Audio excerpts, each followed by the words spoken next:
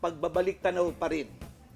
A reminder, gaano kahalaga ng role ng mga lolo, take note at lola sa ating tahanan. Yes. Oh. At syempre, kasama pa rin natin si Ma'am Suzette at At si saka si Doktora Doktora.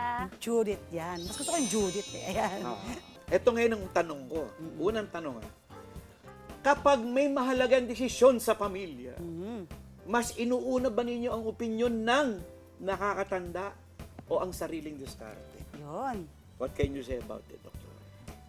Actually, based on my experience, sa amin kasi, yung mother ko is the one deciding everything, no? Hindi yung lola. Yung lola ko is far from us, pero yung mama ko, pinalaki siya ng lola ko na ganun din yung pangyayari o pamamaraan, okay?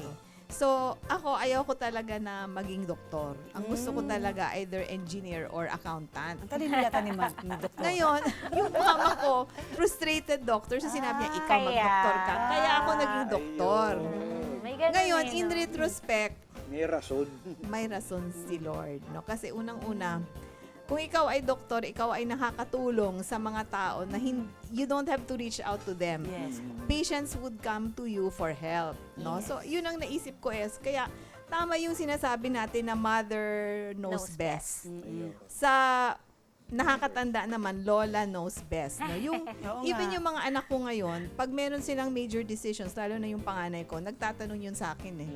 Oo. Yung bunsong anak ko, minsan nagtatanong, pero sariling diskarte yung ang kanyang pinapractice. No? Katulad ngayon, mag-aasawa siya, Mami, huwag kayong mangialam. Kami bahala lahat, di ba? So, ito yung modernong pamamaraan ng pananaw, no, sa mga decision making. O, meron silang sariling diskarte, pero eventually sa mga major decisions niya, nagtatanong din naman siya sa akin. No? So, importante yung pananaw ng matanda. Okay, kung ano yung decision ng mga bata, kailangan din siguro sabihin dun sa mga matatanda. And they will have to listen and weigh the pros and cons of their decisions based on the experiences of their lolos and lolas and their parents. Importante ho yun eh. Kasi yung karanasan, hindi mo talaga yun mababayaran. Walang grado yun. Kasi Ibig niyo sabihin, Doktora, kailangan niyo pa rin talagang sabihin. Yes. Opo. Di ba? Ayun. Dapat kailangan Kailangan sabihin sabihin yon. Oo, kasi ako pag sinabi ng anak ko, Mami, huwag akong pakialaman. Hindi, ganito yan. Kailangan ganito gawin mo. Bahala ka kung susundin mo yon. Ganun yung punchline ko eh. Susundin mo yan o hindi, bahala ka. Total buhay mo yan. Kasi mga matatanda na ho, yung anak ko 31, yung isa naman 41 na. Oh, yung mga apo ko, mga bata pa, pero they also have their own decisions. Usually, ang mga kinukwento ng yung apo ko, yung mga crush, ganyan, yung mga nagkakagusto sa kanila. Kasi yun yung, nila, yung kung anong gustong damit, gano'n, yung mga ganun ba? Oh. Kung anong gadgets, yun yun. Yung mga grades sa school, yun. Ayan. Pero dapat ho talaga sa major decisions, kailangan may participation ang mga lolo at lola at mga parents. Tama. Correct. Ayan. Yan. Anyway, no, sa panahon ngayon po ba, Ayan, dito Yan. ngayon tayo. bakit mahalaga pa rin po ang pagkakaroon ng respeto at pakikinig sa matatanda sa pamilya? At ano ang natututuhan natin mula sa kanilang karunungan na hindi matutunan sa ibang paraan? Alam mo, totoo yan. totoo Parang Totoo yan. naalala ko yung lola ko. Nung nabasa ko siya, Nakaka-relate biglang talaga eh. nag-flash sa akin yung lola ko. Ting! Ayun na. Ano po kaya? Ano po sa tingin niyo, Ma'am Ano Suzette? masasabi niya doon? Iba kasi talaga ngayon eh. Microphone. Opo. Sa akin po kasi, mas marami kaming experience sa company dati, sa mga anak ko.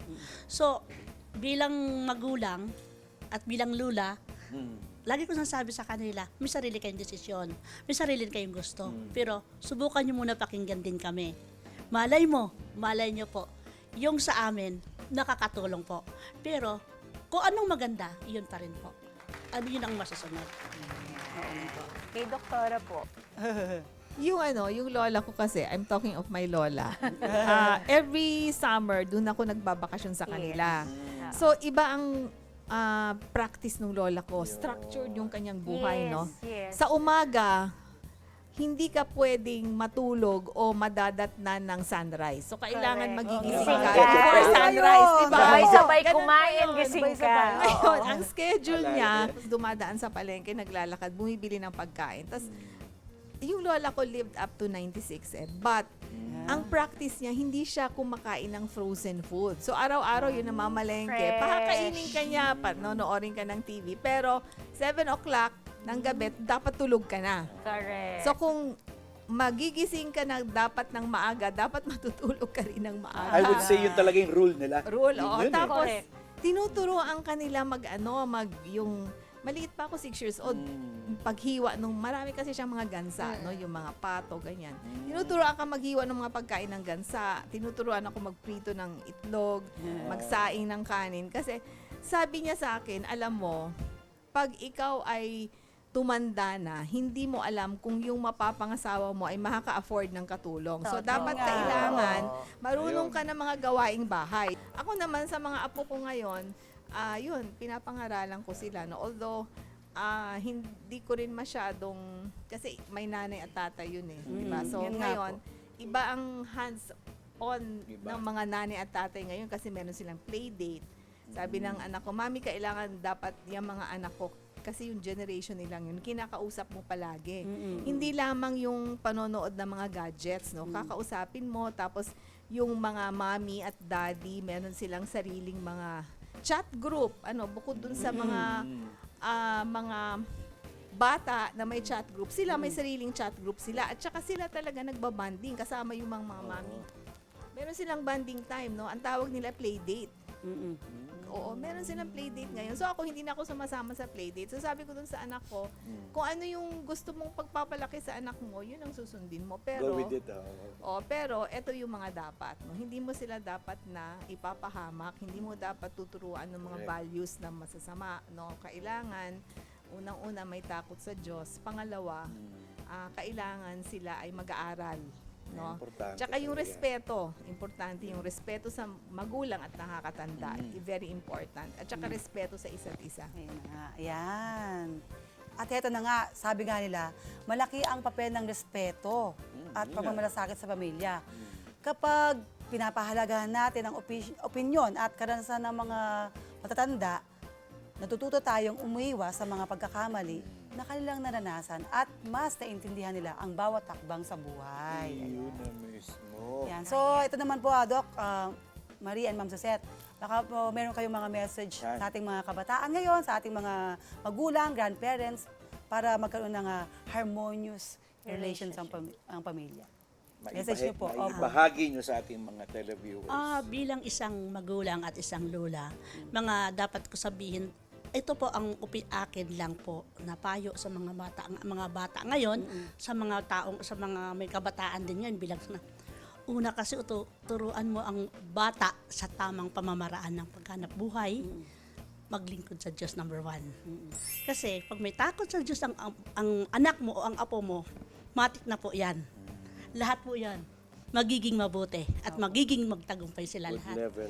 At magkaroon ng respeto. Hindi lang sa iyong magulang, Sa lahat. sa ibang tao. Sa lahat. Ang paggalang po talaga. Ayan, Number 1. Saka kailangan din yung sa panahon po kasi ngayon, iba ang mga kabataan. Nandun tayo sa stage na nakakatakot ang panahon. Pero bilang palakasin mo ang loob ng anak mo, na anak, huwag ka matakot. Kasi kung gumawa ka ng mabuti, iyan ang isusundin, iyan ang pinakaano mo. Huwag ka gumawa ng masama. Kasi pag gumawa ka ng masama, doon ka na matakot. Dahil guilty ka na eh.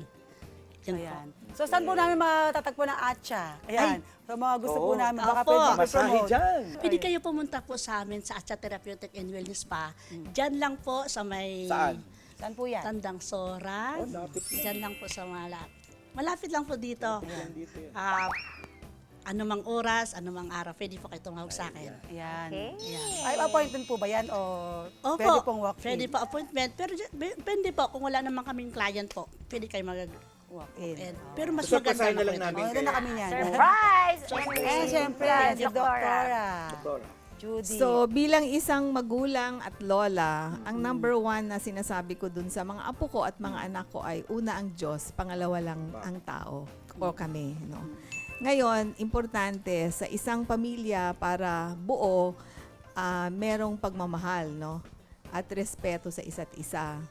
Ang pagmamahal na bukas sa loob, ang pagmamahal na hindi yung sakim, ano? Kasi iba yung sakim na pagmamahal, no? Love is letting your children and your grandchildren grow into what they want to be eventually, according to God's will and plan. Yun. Tapos, importante din po na kung anumang mga, kunwari, failures in life, no? They should see this as something which will eventually make them grow. No, failures are not really failures. They are instances where you should, and experiences where you can grow and you can actually be better persons. Correct. So, failure, normal yan sa buhay. Minsan sabi ng apo ko, Lola, ganito yung grade ko. Sabi ko, hindi. Ano yan? Matuto ka, dapat mag-aral ka ng mabuti next time. Hindi end of the world yan. Okay? Kasi lalo na ho ngayon, very common ang mental health issues, Yes, di ba? Ito yan. So, hindi mo dapat huhusgahan yung bata sa isang pagkakamali. Kailangan mo silang i-encourage to do better and to be better persons. Correct. Baka gusto niyo Ayan pong batiin naman. yung mga apo niyo Babatiin at niya saka yung yung mga- anak yung niya. mga- Doktora. Tagadang For your clinic. Opo. O sige, Clinic niyo po. babatiin ko yung asawa ko muna, Ay, si asawa? Dr. Virgel Eusebio, Ay, pediatrician Doc, siya Ayo, Bed. ng Health Serve Los Baños Medical Center. Los Ngayon, Baños. yung anak ko pong dalawa, si Dr. Kathleen May Alpapara at saka si Dr. Maria Emilia Ruth Eusebio, sila ay parehong dermatologist, no? Oh. Doktora, baka naman. Tapos yung Family of son-in-law ko doctors po, pala. Dr. Danilo De Villa Alpapara Jr. po. Siya ay ENT and facial plastic Ay. Kailangan po natin. reconstructive and aesthetic surgeon po. Clinic niyo po. Meron kaming clinic, yung VE Eusebio Skin Ayan po, Center. May Maria. branch kami sa Los Baños and sa SM Calamba.